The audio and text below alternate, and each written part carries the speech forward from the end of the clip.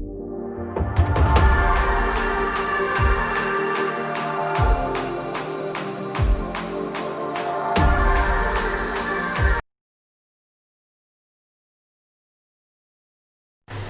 বন্ধুরা, নন্তুস কিচেনে তোমাদের আবার একবার স্বাগত।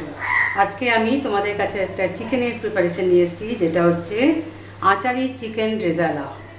রেজালা আমরা সচরাচর করে থেকেছি, অনেকেই করেছো, তো এটা একটু অন্যরকম। তো তাই আমি ভাবলাম তোমাদের কাছে একটু দেখানোর চেষ্টা করি, তোমাদেরকে শেখানোর চেষ্টা করি। তো তার জন্য আমি আজকে এই প্রিপারেশনটা নিয়ে এসেছি তোমাদের সামনে। আচ্ছা দেখো, প্রথমেই আমি কড়াই বসিয়ে দিয়েছি। এখানে আমি রিফাইন্ড তেল, তুমি যে কোনো তেল দিয়ে করতে পারো, কোনো অসুবিধা নেই। তো একটু তেলটা পরিমাণটা বেশি হয় এখানে, যেহেতু আচারি রেজালা, চিকেন রেজালা, সেই জন্য তেলটা একটু বেশি দিলাম, জাস্ট 1 কাপ মতোই দিয়েছি। আচ্ছা, এতে কী কী লাগছে তোমাদেরকে আমি বলে দিই। এখানে দেখো, ফ্যাটানো টক দইয়ের সাথে আমি বেরেস্তাকে একসাথে মিক্সিতে পেস্ট করে নিয়েছি। মানে দুটো পেঁয়াজকে আমি ভেজেছি, সেটাকে আমি মিক্সিতে টক দইয়ের সাথে মিক্স করে নিয়েছি। এটা হচ্ছে এর উপকরণ। আর লাগবে রসুন বাটা, কাজু বাদাম বাটা, পোস্ত বাটা, হ্যাঁ, আর আছে তোমার আদা বাটা, একটা জায়ফল জয়িত্রী একটু গুঁড়ো করে নিয়েছি, ওটাও দেব। আর আমি ফোড়নে দেব দুটো তেজপাতা,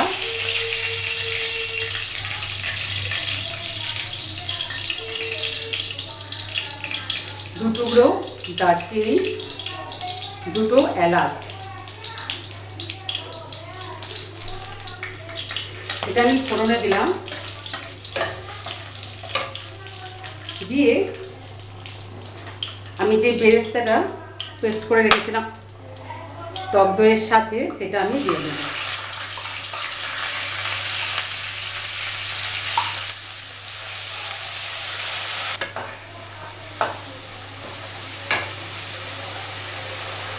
আচ্ছা, এর মধ্যে দেব আমি 1 থেকে 1.5 চামচা মতো রসুন বাটা।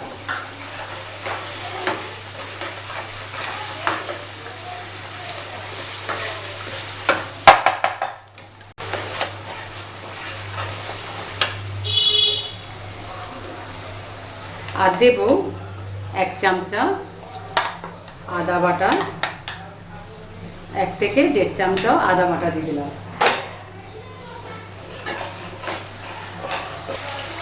হলুদের গুঁড়ো, এটা একটু আমার বেশি পরিমাণে দেব, জাস্ট আমি 1 থেকে 2 চামচা মতো। আর দেব কাশ্মীরি লঙ্কার গুঁড়ো, সেটাও আমি 1.5 চামচা মতো দিয়ে দিলাম। কেননা আমার আচারি রেজালা হচ্ছে, সেজন্য আমার হলুদ এবং লঙ্কা গুঁড়ো দুটোই পড়বে।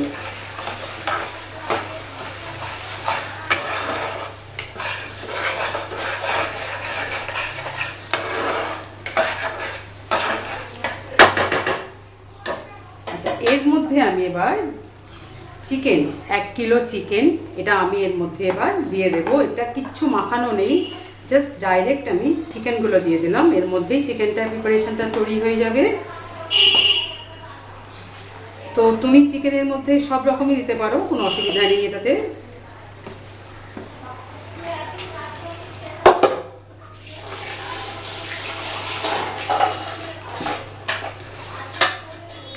এটাকে এবার ভালো করে আমি মিক্স করে নেব। এর মধ্যে আমি এখনই নুনটা অ্যাড করে দেবো, জাস্ট মাংসটা সেদ্ধ হতে আমাকে সাহায্য করবে।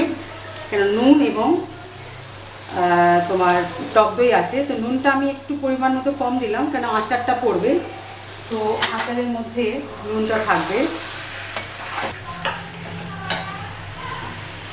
আর দিয়ে দেব কতগুলো কাঁচা লঙ্কা, ধরো 2 থেকে 3টে 4টে কাঁচা লঙ্কা আমি এখানে গোটা গোটাই দিয়ে দিলাম। এটা একটা ফ্লেভার আছে, তো সেটা আমার মাংসের মধ্যে এসে যাবে। আচ্ছা, এবার আমি মাংসটাকে একটু হতে দেব, জাস্ট 2 মিনিট মতো, তারপরে তোমাদের কাছে আমি ফেরত আসছি। দেখো, 2 মিনিট পর আমি ফেরত এসেছি। আমার মাংসটা হাফ সেদ্ধ হয়েছে, পুরো এখনো হয়নি, দেরি আছে। তার মধ্যে দেখো তেলও ছাড়তে শুরু করে দিয়েছে। আচ্ছা, এর মধ্যে আমি এখন দেব পোস্ত বাটা, জাস্ট 1 চামচা মতো পোস্ত বাটা আর বাদাম বাটা।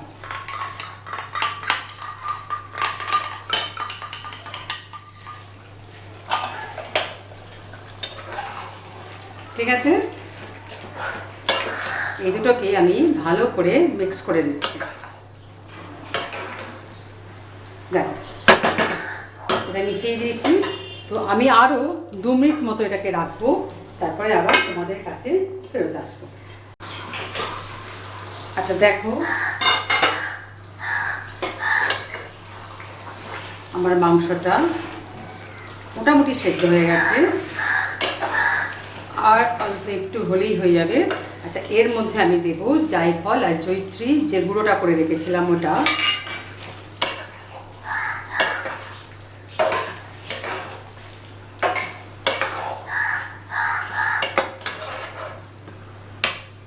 আর দেব দুধ, কাঁচা দুধ, সেটা আমি এখানে দিয়ে দেব।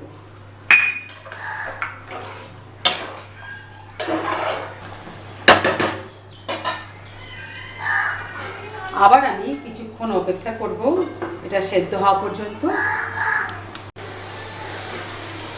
আচ্ছা দেখো, আমার অনেকটা একদম শেষের দিকে আচারি চিকেন রেজালা। এবার তোমার মনে হচ্ছে যে আচারি চিকেন রেজালা, অথচ আচারটা কোথা, এখন পর্যন্ত দেওয়া হলো না কেন? আচ্ছা, এবার আমি দিয়ে দেব, এখানে দেখো ম্যাঙ্গো আচার আমি নিয়ে এসে রেখেছি। এটা আমার প্রায় 2 চামচা মতো আছে, এটা আমি পুরোটা এখানে দিয়ে দেব।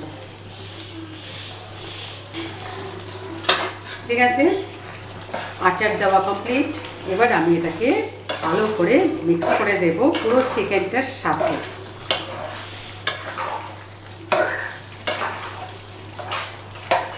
দেখো কত সুন্দর একটা গ্রেভি রেডি হয়ে গেছে, একদম দারুণ।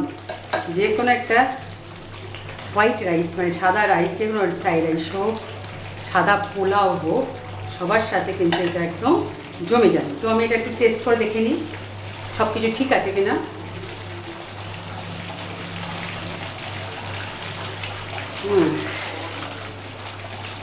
ঠিকই আছে।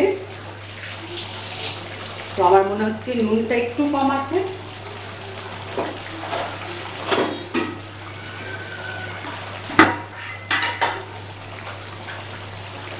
আমি নুনটা একটু অ্যাড করে দিলাম, জাস্ট আমার একটু নুনটা কম লেগেছে।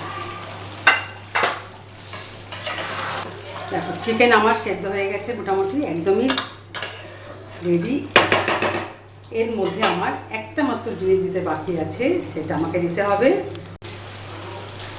আচ্ছা, আমার একটু কেওড়ার জল দিতে হবে, জাস্ট অল্প একটু, সামান্য।